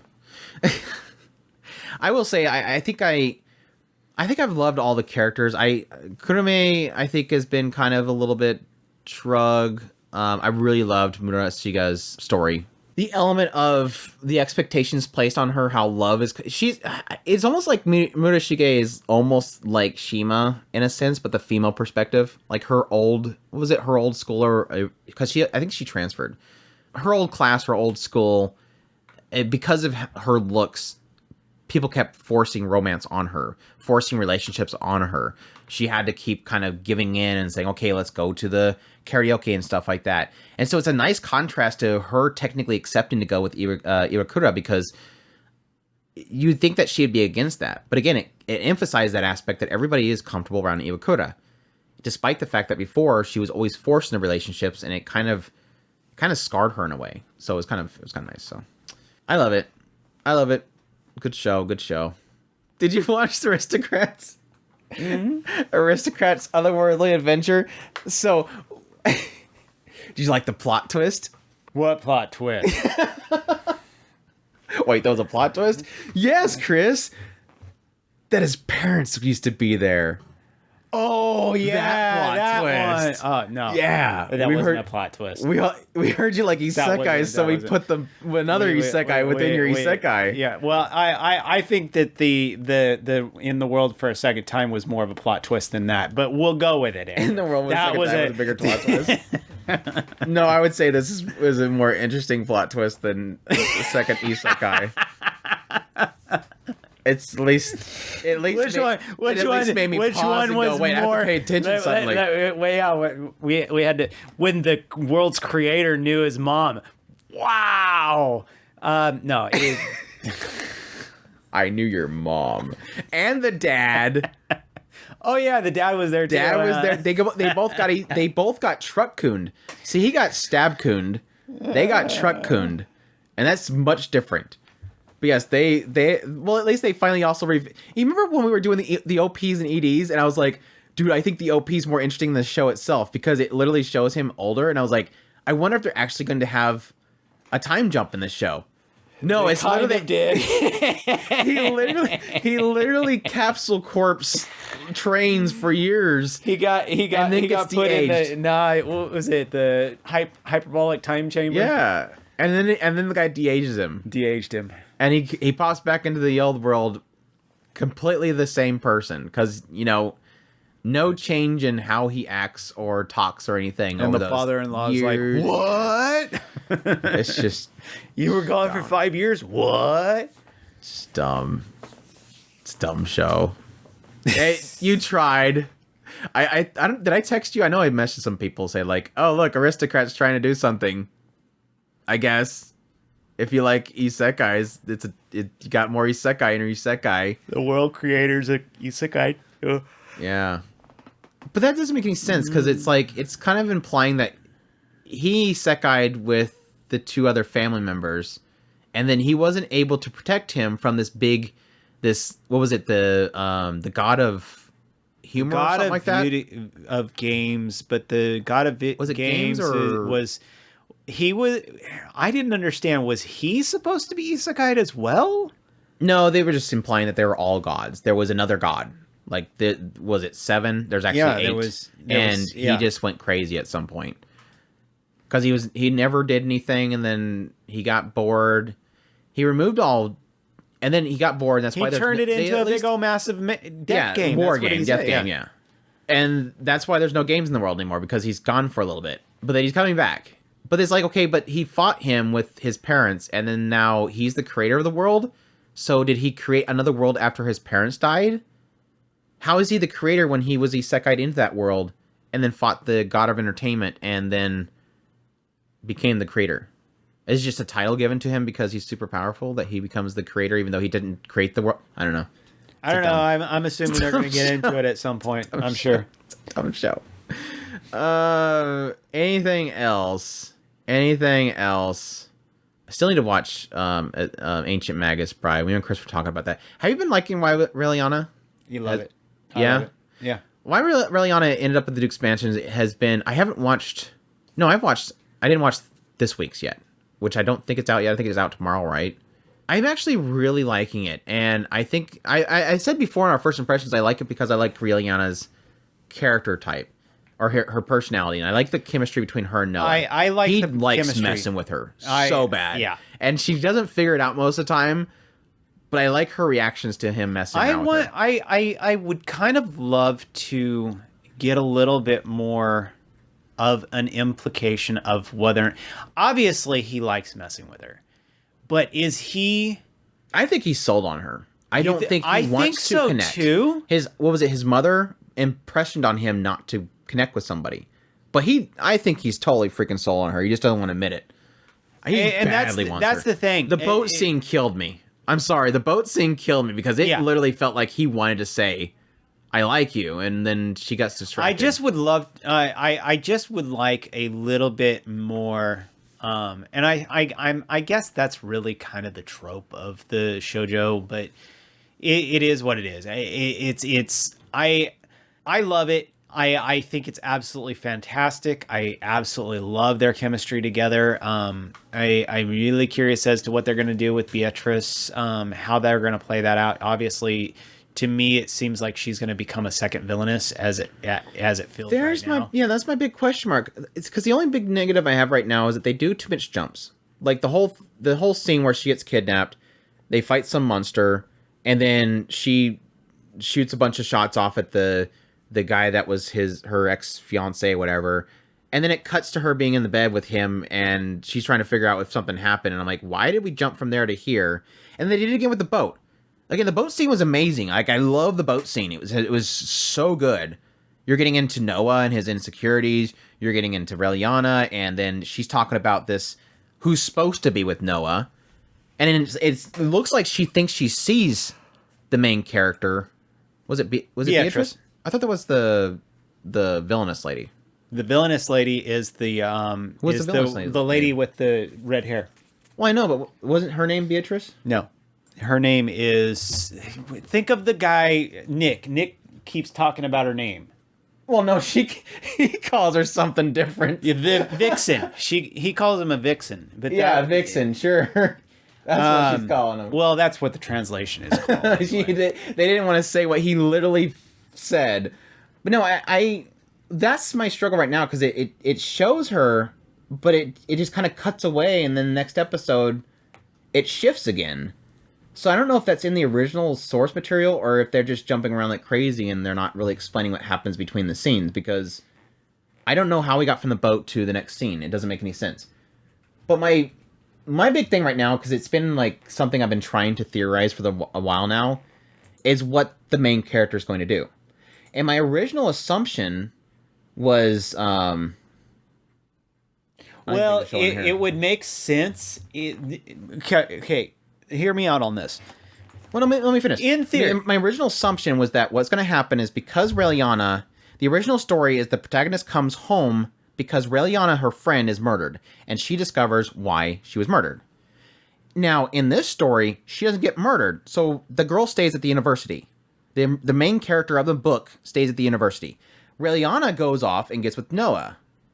Now, what my prediction was that eventually the main character will come home, and because she's smart, the assumption is that the book is about this smart protagonist that figures things out. She figures out who killed Raeliana. She's a mystery solver. So my assumption is that she's going to meet Raeliana, the main character, and know that Raeliana is not Raeliana. And that's going to be the big twist, is that she's going to try to figure out, who are you and what happened to Raeliana. And that would be kind of interesting. But right now, they haven't brought her back. And not only that, but they're establishing that she's not at the university. Have we changed things that much that she's literally not even at the university? Like, is this even the same story, is the big question mark. It comes from that. Or has somebody isekai'd in the story long before Raeliana got there and messed things up for her? Or is she an isekai too? Well, and she immediately left the university. That would be where they would... That could be fun if they went that direction. Probably a lot better than the other show did. But hear this out, okay? Now, since we're spoiler free, I mean, we're spoiler heavy right now, we already know that Noah has the stamp. That was kind of the main reason why Beatrice was able to... the villainess. Huh? Vivian was the villainess. Yeah. That's why Beatrice was able to kind of form the kind of thing with Noah. And Raeliana took advantage of the fact that she had that knowledge to blackmail him. Now, Beatrice wouldn't have that. That really didn't work, though. Huh? That part of it didn't really work. He's like, yeah, okay, you know the stamp. Peace out. Right? It was more the fact that I think it kind of surprised her that she knew so much about like the layout of the powers and stuff. Yeah, and I that's one little piece of the story that they haven't really used as much as they could. And you know what? I almost think that he probably would have when she originally said, "I know where the stamp is," and he's like, "Okay, what is that? All I can get out of here. You wasted my time." I'm not so hard pressed to think that he wasn't telling her to get out and he was going to have her killed. Because what happens later on with those other two guys, the ex-fiancé and stuff? He literally says, get rid of them. He didn't bring them back to throw them in jail. He literally had them killed. This is another part where I think that he really does love Raeliana. It's like, he's literally like, those two literally were going to put her in harm's way. Dispose of them. I wouldn't doubt that he was probably going to have Raeliana killed if she didn't show that she knew more things, and that intrigued him. Probably. Now, where I'm going is Beatrice coming back kind of puts her in this, not necessarily in a villainous position, but in a necessarily kind of neutral territory. And that, I think, will be a fascinating thing, where Beatrice is effectively going to be trying to solve mysteries involved around Noah, and Raeliana is effectively the mediator between that, keeping that. Huh? I'm bouncing off of what you're saying. I think you might that be could going be the same direction as the idea that what if she comes back and everything that... Because what technically happens in the original story is that eventually she figures out that Noah has a stamp. Yeah. The main character. And they work together. They end up working together. She falls in love with him. They fall in love with each other. Exactly. They work together. But now that she isn't in the position to fall in love with him because Raeliana is with him... Exactly. That won't be a thing that will lead her to want to help Noah, but she'll want to take Noah down. Exactly. And I think it's going to turn to a thing where, like you said, probably become a second villainess. Exactly. I don't want that, though.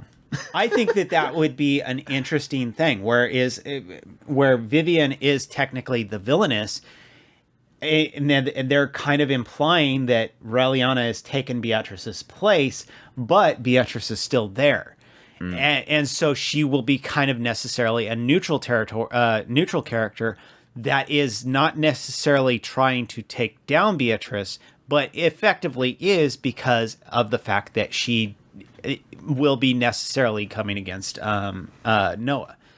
So it'll be interesting. I think that there's a lot left here that could be very, very fun and interesting to do if they do it right. I still wish I could see her and her knowledge being used more. They're not using her knowledge. That's one of the biggest frustrations I have. Yeah, I think so far it's really just been her trying to think on her toes. Mm-hmm. Constantly thinking on my toes. Shift, because this is obviously going to hurt me or whatever. That was a lot to do with her kind of working against Vivian for the longest time. So I think that's all. Unless you could think of any other ones that you want to talk about, we could probably wrap it up. Do you want to talk about how cute Kuma Bear is? They got mithril daggers. I love. It's so funny that I get infected by that. It's like so stupid. She's so happy about mithril. She wants it so bad so she can have a mithril blade. And I'm like, yeah, technically in most RPGs, I'm like, I got to get the mithril blades. You hear, but you read something like, oh my god, there's a mithril blade in Final Fantasy VI. I gotta get it. They gotta be the best, right? Wasn't mithril blades literally the best in? No, usually there was always an Excalibur. Yeah. There was a Masamune and a Masamune's, because they were the ones that could do, what was it, 5 hits? Yeah, you like dual wield them, and it's literally like it's like everything dies because in one turn. Anyways, mithril, but no, it's like her getting excited about that. Mithril was always the one that was perfect the top sense. Before. The ones that would sell in the shop. Yeah, material, not something that's just like a legendary blade that's named after something. But no, it's funny how that was. Durandal. It was super infectious how excited she was about that. I'm like, I can't blame her. I get it. I feel you. I get you. I feel ya. My gamer heart's with you, bro. She literally gives the blades to the girls, and the mom gets so mad. It's like, no, the sister got mad first, then the mom got mad at that's right. She's like, sit. Was tied it over. Sitting. Tied it over with Ichigo cake. I love that. It's like, sit. But I'm already sitting. Sit. Oh, okay. She gets off the seat, goes over, and sits on her knees. I'm like, oh my gosh, this is so. She's the chemistry is dorky. Anyways, Kuma Bear is super cute. It's a must watch. I think that's everything that I kind of want to talk about. Dead Mount Deathplay is the greatest show ever. Dead Mount Deathplay, I'm very mixed on. It's a lot of characters, and that's that writer, and hoping that it goes somewhere really interesting. It's had some good points, so we'll see. It's all right. Next year, Andrew will be raving about how it's the greatest show ever. Yeah, once it gets like 5 seasons in. Like, 5 seasons in. That's when had me in the first season real quick. But it had Celty and a cute ninja assassin knight blade katana chick. The hell kind of notes are you taking, Andy? Oh, yeah, I wrote down some notes about the Gundam recent episode was technically broadcast on International Day of Innocent Children Victims of Aggression. Gotcha. And then I noted that technically on the 18th is Father Day. That's what I was trying to figure out. What the hell is a Fatherless Day? I never knew there was a Fatherless Day either until I realized that, yes, technically the next two Gundam, or not the next Gundam, but the following Gundam episode is going to be on the 18th, which is Father's Day. And then the next one's going to be Father Day. So I'm like, are they going to do something with Delling? Is Delling dying? It's like, I don't know if they're intentionally putting these on certain days. I don't think so. I don't usually subscribe to them going, we got to make sure that we broadcast this. But again, they technically had a week delay. Maybe they were like, we got to make sure this lines up. I don't know. We'll see. We'll see. Anyways, we hope you guys enjoyed this podcast episode. As usual, we're at otakuspirit.com. That's where you can go for our links, social media links, ways to get to support us through Patreon, our tips link. You can become a member of the youtube.com/otakuspirit channel. Additionally, we have a Discord link on otakuspirit.com or on our Twitter feed, which is Otaku Spirited. That's ED at the end of it. Unfortunately, somebody stole my tag. It was mine, and somebody stole it. But yeah, we appreciate you guys' support, and y'all take care. Os.